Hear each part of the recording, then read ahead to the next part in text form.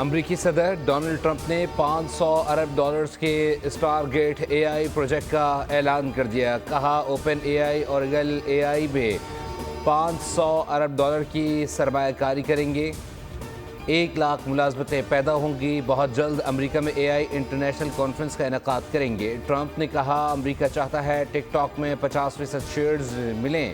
ایلان مسک نے کہا کہ وہ ٹک ٹاک خریدنے کے لیے تیار ہیں۔ چین کے صدر سے کہا ہے یوکرین کا مسئلہ حل کرنے میں مدد کریں۔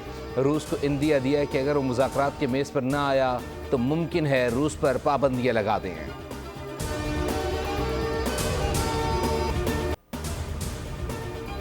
امریکی صدر ڈونلڈ ٹرمپ کا انتخابی وعدوں پر عمل درآمد۔ ٹرمپ نے غیر قانونی تارکین وطن کے بچوں کا پیدائشی حق شہریت منسوخ کر دیا۔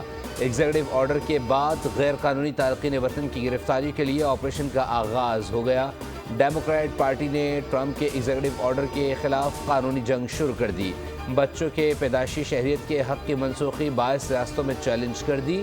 کیپٹل ہل پر حملہ کرنے والے ملزمان کی بریت۔ امریکی عدالت نے انتہائی دائیں بازو کے انتہا پسندوں کو رہائی دینا شروع کر دی۔ صدارتی حکم نامے کے بعد مقدمہ بھی ختم کر دیا گیا۔ صدر ڈونلڈ ٹرمپ کا غیر قانونی تارکین وطن کو بے دخل کرنے کا فیصلہ۔ امریکہ میں غیر قانونی رہائش پذیر 18,000 بھارتیوں کو واپس بھیجا جائے گا۔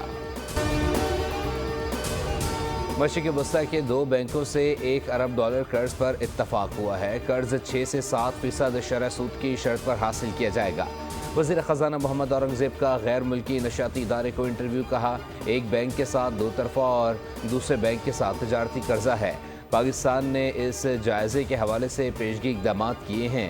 معیشت کی کمزوریاں دور کرنے کا وقت یہی ہے۔ IMF کا وفد فروری میں پاکستان آئے گا۔ کلائمیٹ فنڈنگ پر بات کریں گے۔